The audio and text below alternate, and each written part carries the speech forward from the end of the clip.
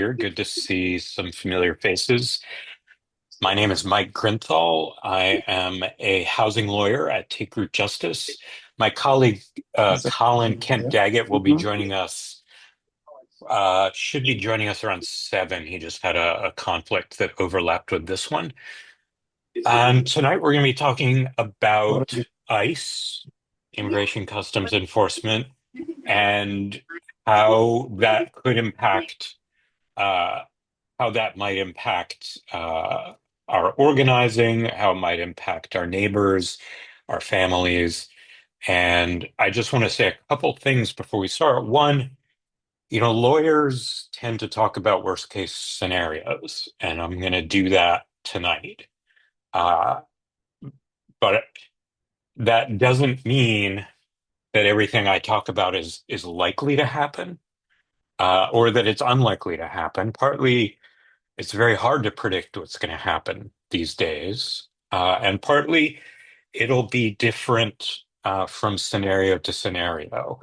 But I just want to acknowledge that, what we're going to be talking about tonight involves some pretty disturbing stuff that is happening in our country, which may be impacting, people on this call, our neighbors, our families.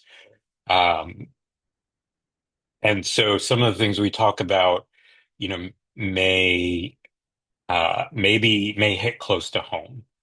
And I just want to acknowledge that and let people know, if anybody needs a minute or anything, take the time that you need.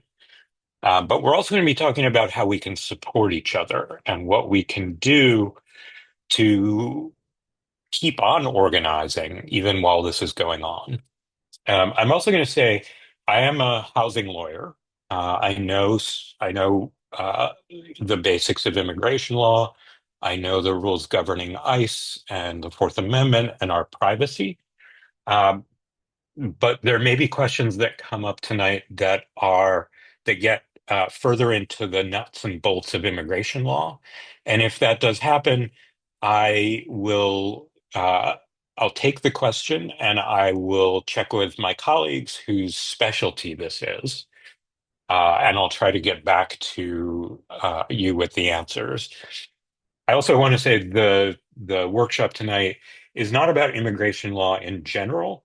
So it's not about immigration status or how to change status. It's specifically about ICE, what they do, what they are supposed to be allowed to do or not allowed to do, and some measures we can take to try to mitigate the risk for us and the people around us. That said, I'm going to share my screen, which, as folks who regularly attend this know, means I'm about to probably mess everything up. Let's see. All right. If I did that right, everybody should be seeing a screen that says ICE and tenant organizing. If somebody could just give me a thumbs up and okay, great. Thank you. And I want to credit my colleagues at TakeRoot Justice. This was a group effort put together by folks on our housing team and on our immigration team working together. All right. So tonight we're going to first talk about what people are seeing and hearing in your neighborhoods. Then we're going to talk about what the law says about housing rights and immigration rights on paper. And we know that that's not always how things unfold in the real world, but we're going to do that to set a baseline.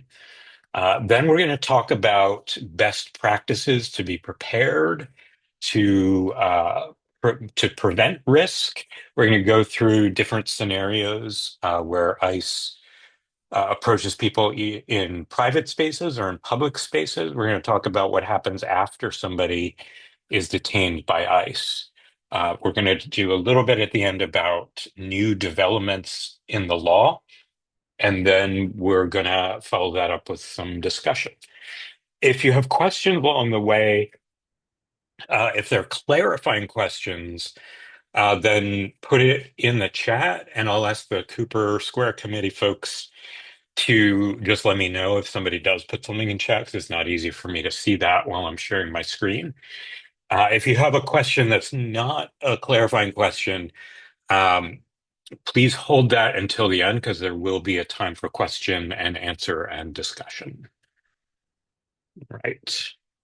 So let's dive in. My first question is for the folks here. What are you seeing and hearing? Because what is happening is changing day by day. And it's only by putting together all of our experiences that we can ever really have the whole picture. So, what are you seeing either where you live with the people you know, or on the news, or rumors you're hearing, or questions or worries that are coming up? Um, are you uh, seeing and hearing things in your work, in your organizing? What are people, or what motivated you to join the discussion tonight?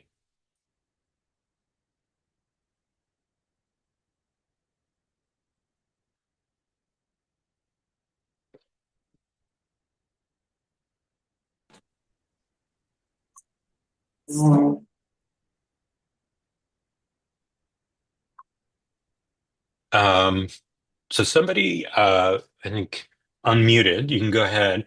I see from Susan, ice came on site at my residential complex. Wow. Um, Susan, what size is that complex? Is that a big complex or just a building? No, it's a very big complex. Can you hear me? I can, yes. Okay. Um, I see no reason not to say it's Stuyvesant Town, and a few months ago, ICE was seen coming onto the property, and along with DHS, and they were wearing, the full regalia. And I asked management about it, and they simply said we're cooperating with, as we should be. But I was completely not pleased to see that. And Yeah. that's when I decided that we had to educate ourselves about what to do. Yeah, thank you for sharing that. Do you know what came of that? No, because management wouldn't share, and we didn't hear otherwise. Yeah, thanks. Thanks. I see in the chat from Anne, the tenant asked the tenant association what the management's policy is if ICE comes to Stuytown, Peter Cooper Village. Anne, do you feel comfortable coming on and telling more about that? Sure. We did some outreach on the property, and a tenant approached us last week wanting to know what exactly our owner manager's position was or protocol was, and we didn't know. And as Susan just mentioned, we know from information we get whenever there's a sort of something more related to the NYPD, an incident of whatever sort, that they're very cagey. They don't like to give the impression that anything bad is going on the property. And then they also defer to the NYPD very often if they finally get around to bringing them onto the property. So, we're kind of wide open here. There's a lot of buildings, there's a lot of open space. There we are actually kind of international. There's a lot of people who live here who, they may be American citizens, they may not, there's lots of different languages, there's staff, there's contractors with staff, and you know, anything could happen. Yeah, thanks for sharing that. Yeah, it is that really describes how it feels today. Things are changing so quickly that it's hard to rule anything out. Yeah.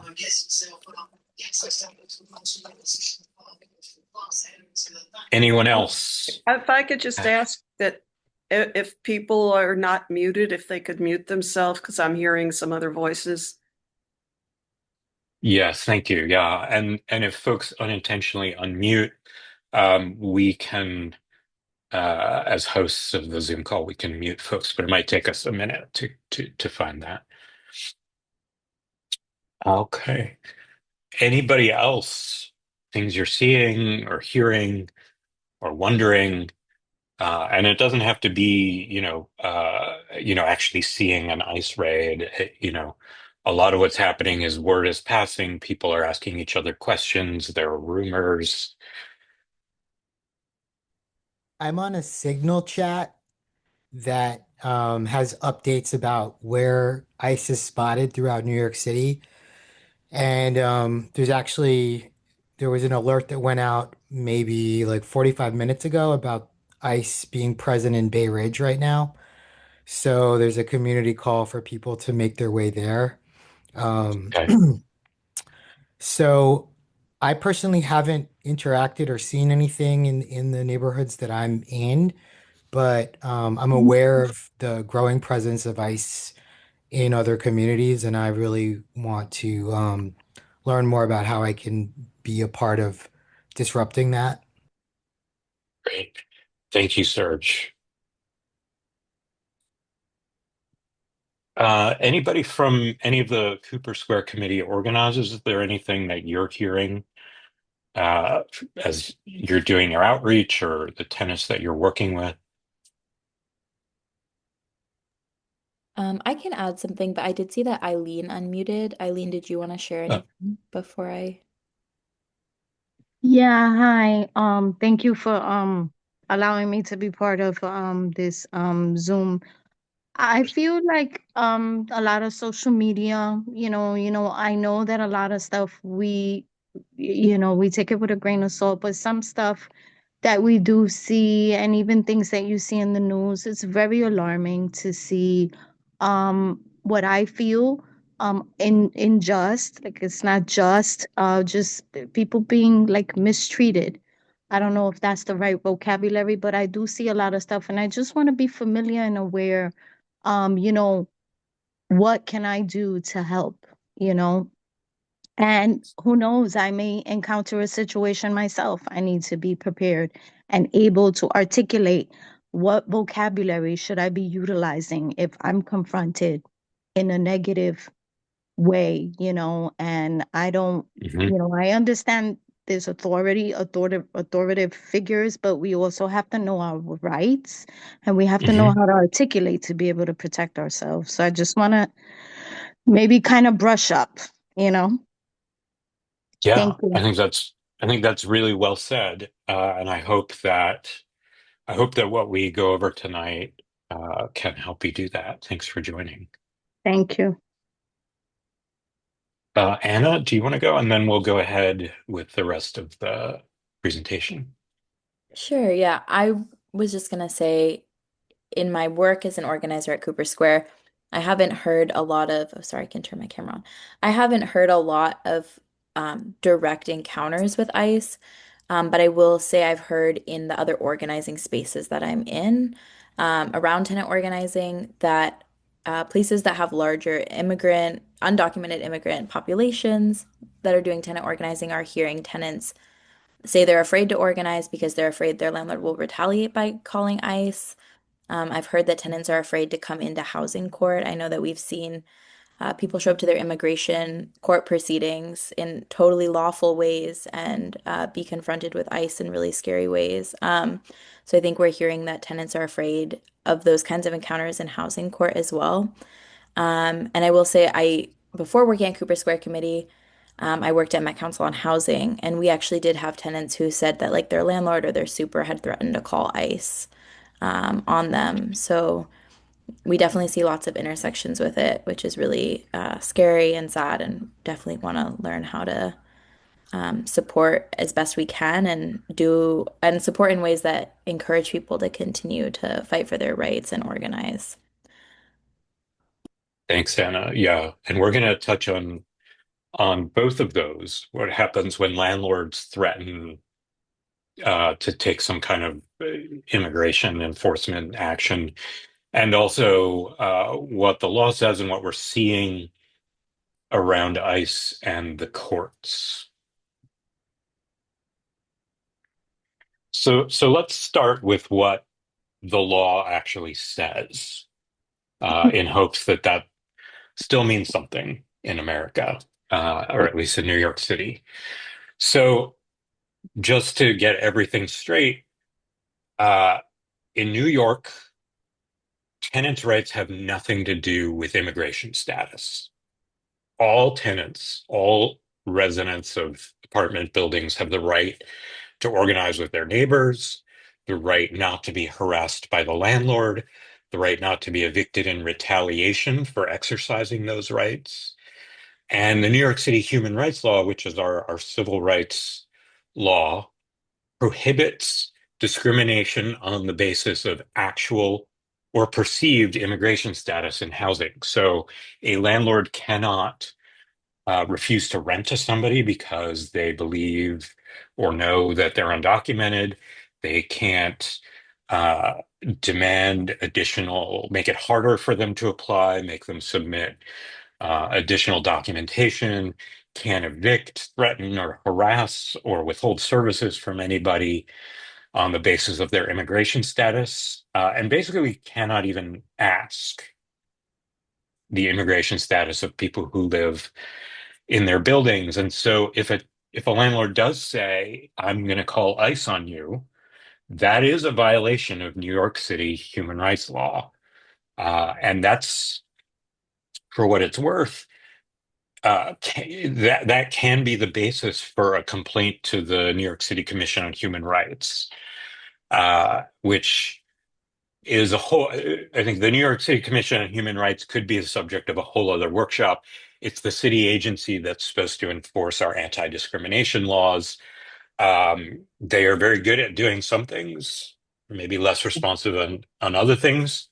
Um, but it is always possible to make a complaint to them about housing discrimination. On immigration law, folks have probably heard that New York City is a sanctuary city. And what that means is that New York City government agencies are prohibited from enforcing U.S. immigration law or helping ICE enforce U.S. immigration law. So, in other words, state and local governments are their own things. They are not extensions of or subordinate to the federal government. The federal government cannot order local police to enforce immigration laws, cannot order the New York City government to be active in enforcing immigration laws. And in New York City, we have laws that prohibit government agencies from taking any part in enforcing immigration laws. Specifically, we have a law passed during Trump's first term, called the Protect Our Courts Act, which makes it the policy of our courts, the Office of Court Administration, which is the state agency that runs all the courts, that ICE cannot make arrests in courthouses unless they have a judicial warrant. And we'll get to that in a little bit. Now, people have probably heard about, and somebody mentioned it earlier, people are getting arrested and detained by ICE when they go to immigration court, and that is happening. The difference there is that immigration court is federal property. So it's in New York City, it's at 26, I'm forgetting now if it's 26 Broadway or 26, uh, anyway, it's the federal building downtown. When you're inside that, you're on federal property. And so the city can't do much about what federal agents do inside federal property. And ICE has been making full use of that. So far, there aren't very many stories. I don't personally know of any that have been substantiated, but for other folks may have heard more of ICE showing up and trying to make arrests in any state courts this time around.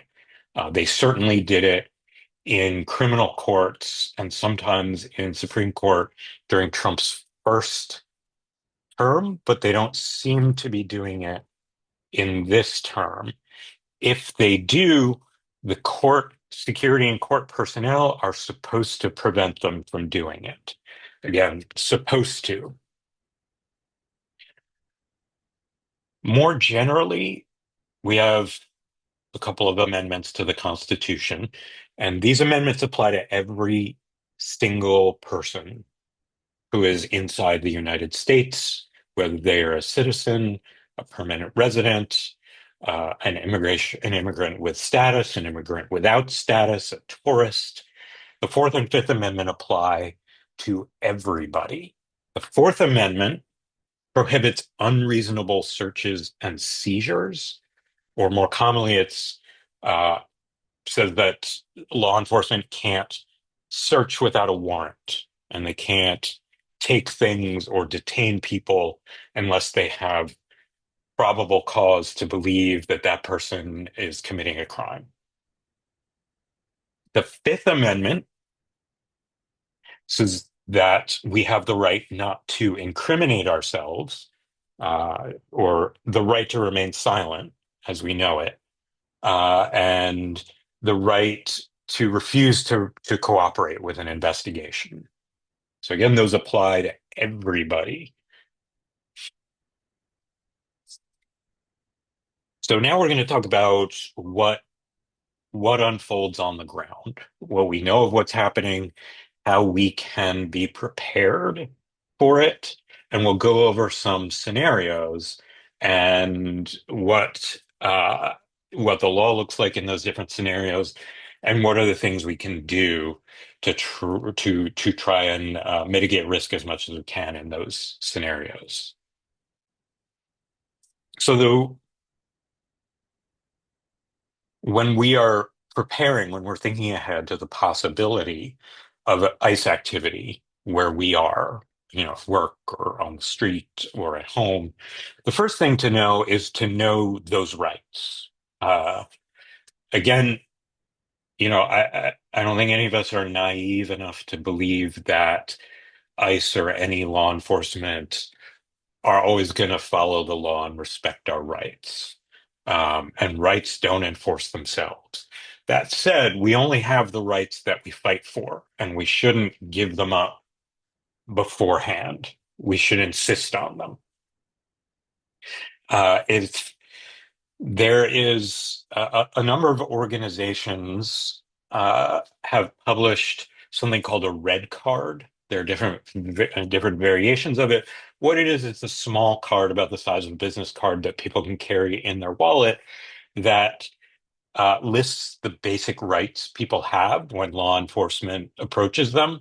And some of the red cards also will actually have printed messages so that you can hand the card to a law enforcement officer and it will say, I don't consent to a search. I don't agree to talk to you. I'm not. Great. Anna says we have some of these at Cooper Square. There's a link in this slide. If you look down the bottom, when Cooper shares these slides, if you link to that, it'll take you to one example of red cards. There are a lot of different versions, but they all are the same substantively. And I just wanted to acknowledge that my coworker Colin Kent-Daggett has just joined us. He's going to be co-presenting and will be taking over in a few slides. Okay, so the next thing to do is to assess risk. And this could be of yourself, of a family member, of a neighbor. And the most important factors in determining how at risk somebody is to be targeted by ICE. First is the date of entry to the United States. A person who's been here less than 2 years can be put into what's called expedited removal, which involves very little due process before somebody gets deported. And we've seen the Trump administration used that to the hilt. So somebody who's been here less than 2 years is at greater risk than somebody who's been here longer than that. And of course, method of entry, somebody who has status or is a legal permanent resident is less at risk. What we've seen is that nobody is completely safe, but these factors do play into who ICE targets and what they can do when they target them. Whether a person has had removal proceedings, removal is the same thing as deportation. It's just the technical legal term for it. So someone who is currently in removal proceedings or has had removal proceedings in the past means that they're on ICE's radar. And what we've seen is even people who in the past would be going through those proceedings, raising their defenses, possibly winning, possibly losing those proceedings in the end, but are usually allowed to live their lives in the meantime. In order to meet the quotas that Trump is demanding for arrests, they are grabbing everybody they can. And that's why people who are going in for an ordinary court appearance at the federal building are getting arrested.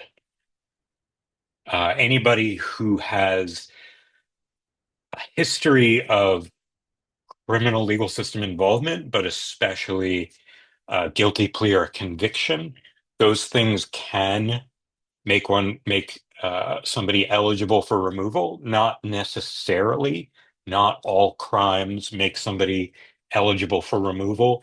And there are a different set of crimes depending on one's status. So there is a shorter list of crimes that can be the basis for somebody with a green card being removed than there is for somebody who's with a visa. And so somebody's criminal history is part of assessing how much they are at risk of being targeted by ICE. Where they are from, we've seen very clearly that the Trump administration is uh, particularly interested in people who uh, look a certain way or come from certain countries, uh, countries that Trump has vilified, like Venezuela. Uh, so, whether somebody's from one of those countries, whether it's a country Trump doesn't like, and that really is basically the legal basis of these priorities. So somebody who's overstayed their student visa from Norway is less likely to be targeted than somebody who's overstayed their student visa from Ecuador. The short word for that is racism. Where you work, ICE has always targeted certain kinds of workplaces because of real or perceived history of those workplaces being where a lot of undocumented immigrants work. So meatpacking plants, large factories, places where day laborers gather, hotels. That's not a complete list, but these are the kinds of places you'll also see popping up in the news on reports of ICE raids. And, there's always been a tendency to target those workplaces because there was a chance to find a lot of people at one place and to find people who were working possibly without work permission. What we know now during Trump's second term is that ICE is often just going to those places and rounding up everybody they can get their hands on and then sorting them out later. And that includes just Home Depot parking lots where they're grabbing not only people waiting for day labor, but people shopping or working at Home Depot if they look to an ICE agent like an immigrant. And that brings us to race or perceived race. It has, for many decades, been unconstitutional for law enforcement to target somebody because of their race. It is still unconstitutional But, and we'll talk a little bit more about this case later, the United States Supreme Court, in an opinion written by Justice Kavanaugh, has said that race can be a valid reason for ICE to target people as long as it's not the only one, and struck down a court order that had prohibited ICE from targeting people based on race in LA. And that's left the law in a pretty unsettled place, and unfortunately has just opened the door for, ICE to just blatantly start grabbing people based on the color of their skin or the language they're speaking or their features. So those are the things to take into account when figuring out, how much risk someone is at. In terms of preparing for the possibility of ICE action, some things to keep in mind are there children or elderly family members in the household? Are there people uh, who depend on the person for their care or their support? And if so, who can be available to step in, at least on an emergency basis? Uh, Anybody who may be at risk, and even if that risk is low, if they have documents showing any kind of status, they should keep those with them at all times. The red card, as I mentioned, not only is a card that will remind you of the rights you have, but can also serve as an official statement to law enforcement that you are not waiving your rights. Finally, community defense. Uh, it's incredibly important for people to take stock of what are the organizations and the resources that you trust. Who are the neighborhood groups you can trust, like the Cooper Square Committee? What are legal services organizations that you know of, like TakeRoot Justice or Legal Services or Legal Aid, right? Are there ways that your neighbors are keeping in touch with each other, right? Like Serge mentioned the Signal chat, but there are also often more informal chats just among a building or a neighborhood. So finding those, determining how much you trust them, and getting their numbers on speed dial, these are all good things to do to prepare. I want to say again, you know, lawyers talk about the worst case scenario. And the more we go through these slides tonight, the more it's going to feel to all of us like ICE is just about to come through the door. And I just want to say that, things are bad in this country, but they're not that bad. Um, we want to be prepared. We want to know what our rights are. We want to know what our risk is, but we also don't want to be ruled by fear, right? We're here to organize, and damn it, this is America and New York City, and we're gonna keep organizing.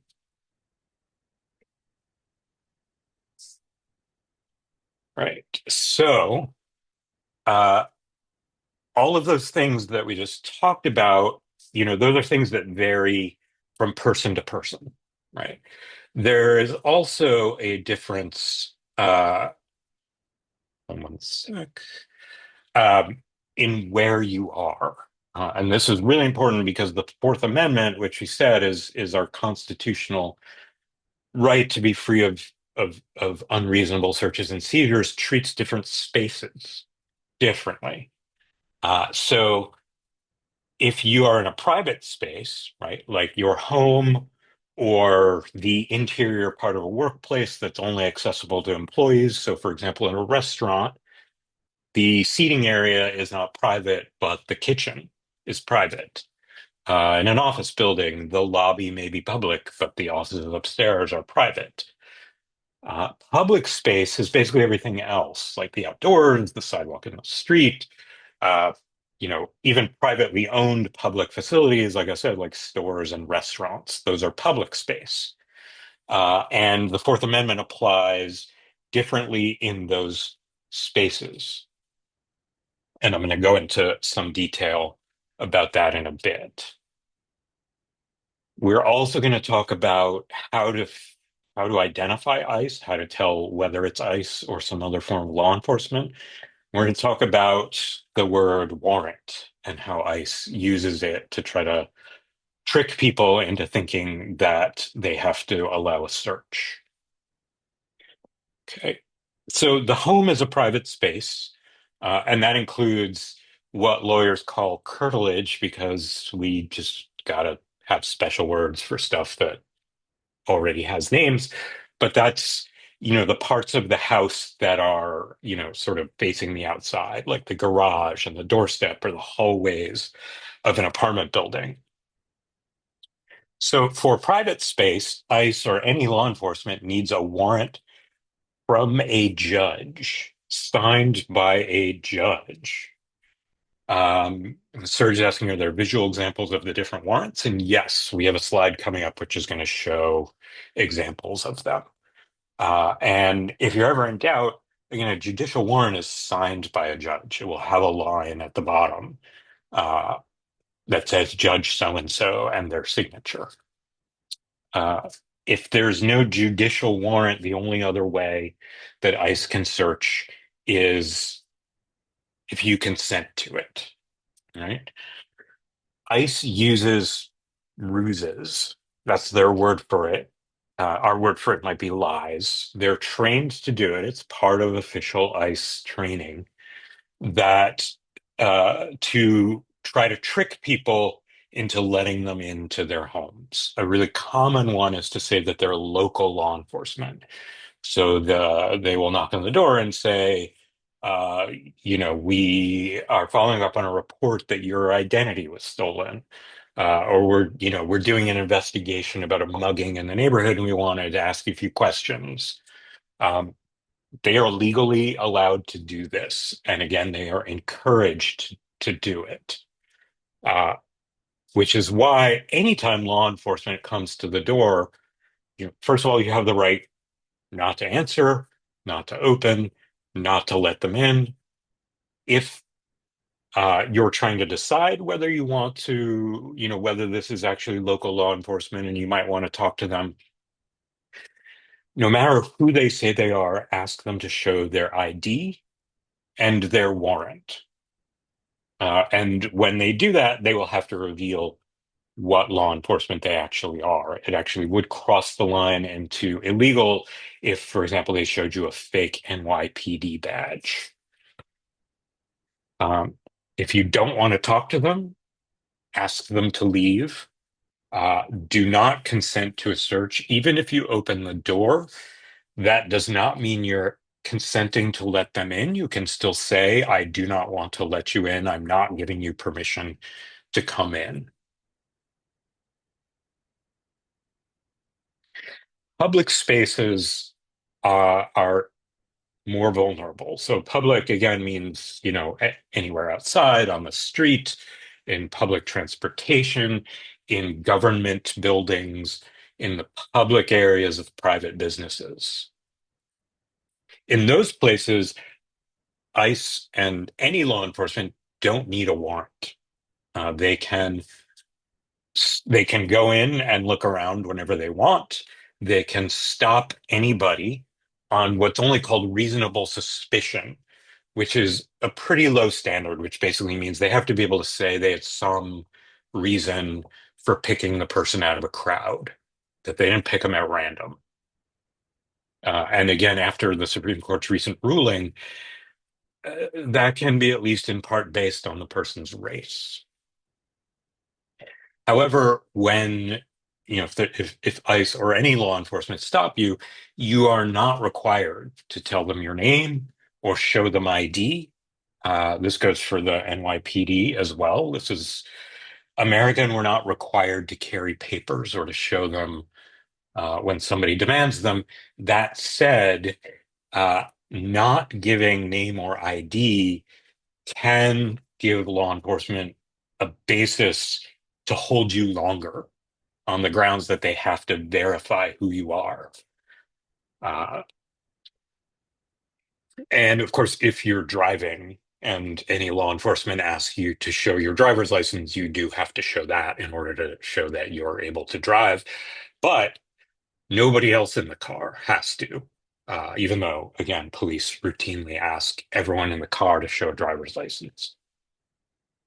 If you're stopped, if anybody's stopped by ICE, and this again goes for all law enforcement, it can be hard to know when they stop you whether you're being detained or whether they're just talking to you. You can find out by asking if you are free to go. If they say no, you're being detained. Right? Even if they don't put handcuffs on, even if they don't take you to jail, this is a detention. And it may be unconstitutional. Right? You don't have to talk to them. Again, as I mentioned a minute ago, if you don't give them your name, they can sometimes use that as an excuse to keep you longer or even to take you. This is more for local police to take you to a station so that they can verify your identification. Definitely do not show any kind of false document. Because that in itself now becomes a basis for law enforcement action, and anybody who's a non-citizen and shows false documents, that could be a basis for removal, even if there was no basis when they were stopped in the first place. Do not give permission to search you. Although law enforcement don't need a warrant to go into any public place, they need a warrant or uh, or suspicion that you're doing in the middle of doing something wrong to search your person, to search your clothes, to pat you down, to look in your car.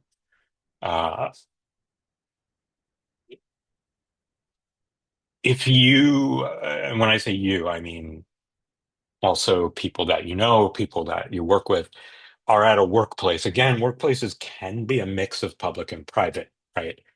To go into a store, for example, we don't have to get invited, right? It's open to the public.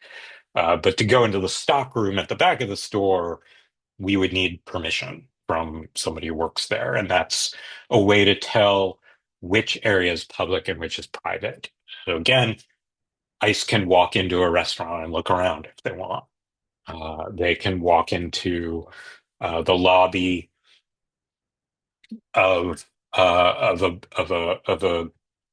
office building and look around, but they would need a judicial warrant or consent to go any further than that.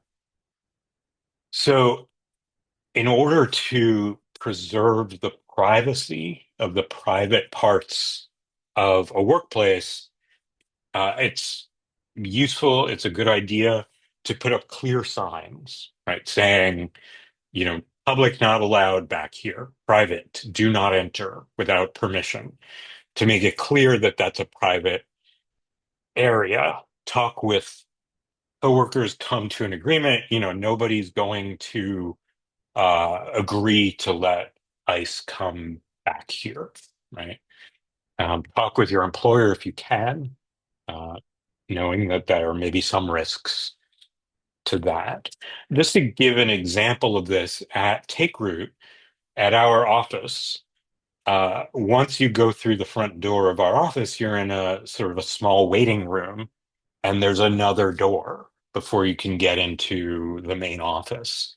So we keep that inner door closed, and we put a sign on it saying private area beyond this, entrance only with invitation. And that way, even if we inadvertently let ICE in through the very front door, say they're posing as FedEx, so we open the door, they still don't have permission to go beyond that. And that's really important because nonverbal acts can sometimes be taken as consent to search, right? Like opening a door and standing aside can be taken as consent to search. So we try to make it as explicit as possible, right? If we open the front door of our office, we are not agreeing that you get to go past the second door. So it's useful to to do that, to clearly demarcate the space between public and private. All right. Now I'm going to turn it over to Colin. And it may not be coming through super clear, so maybe you may want to look at the slides when they send them around. But Serge, in answer to your question, here are examples of two different kinds of warrant. Yeah. Hi, everybody. I'm Colin. I'm a paralegal on the housing team with Mike. And you may have explained we've all been deputized to help give these Know Your Rights trainings because our immigration team is so in demand. Yeah, these are not very clear pictures, which is a good note for me to update this. But on the left, you'll see the U.S. District Court header at the top. Arrest warrant could also be a search warrant in a different instance. And I guess we'll get an example signed by a judge. But there's, sort of like a housing court order where there's the line at the bottom that says like the Honorable, Judge Sanchez and like their signature.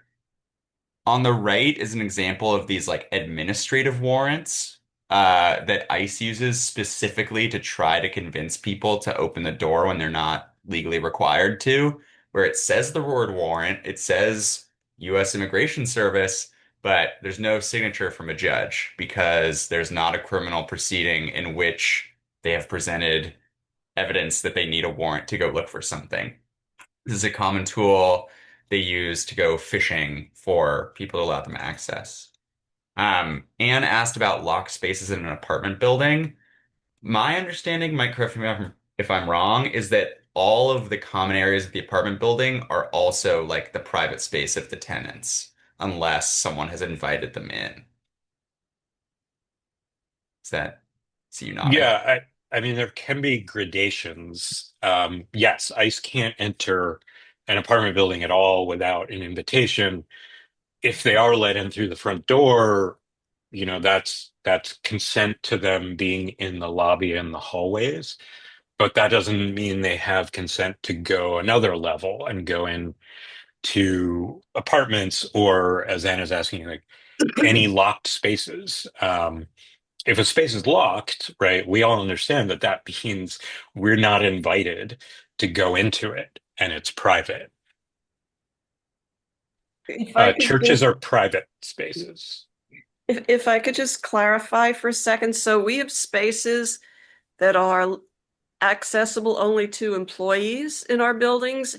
And then we have, let's say, locked laundry rooms, locked bike rooms that are accessible to employees and to tenants. So those Mhm. laundry rooms would be considered private, the bike room would be considered private. Yeah. Yeah. Okay. Thank you. And I think Tammy asked, sorry, go ahead. go for it. I was going to say, Tammy asked, are churches public spaces? Just said a minute ago, they're private spaces. I spoke a little too fast. It's the same thing that applies, to a store or restaurant, right? If there's a part of the church that anybody can walk into without permission, then um, that's then ICE also can walk in without permission. Um, it is still a privately owned space, and if someone in charge of that space tells them to leave and they don't leave, they're trespassing.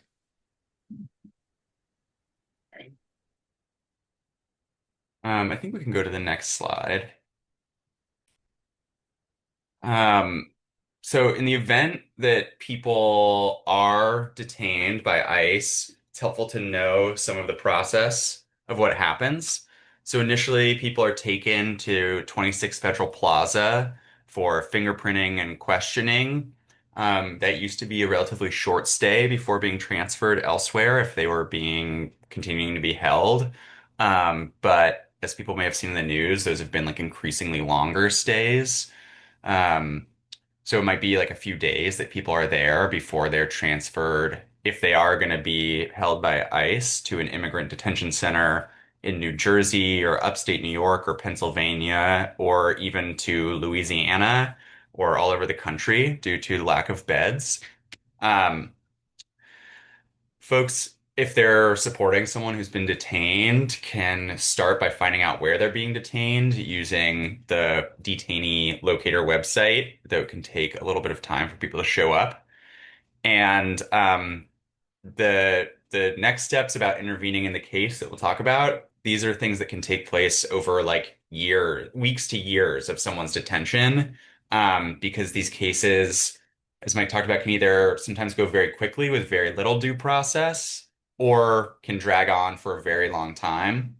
And due to some changes in ICE's like procedures, they aren't letting people out in between these court cases. People are being held and detained the entire duration of their case, which increases the importance of all the things Mike was talking about earlier in the presentation of limiting interactions with law enforcement and avoiding detention in the first place.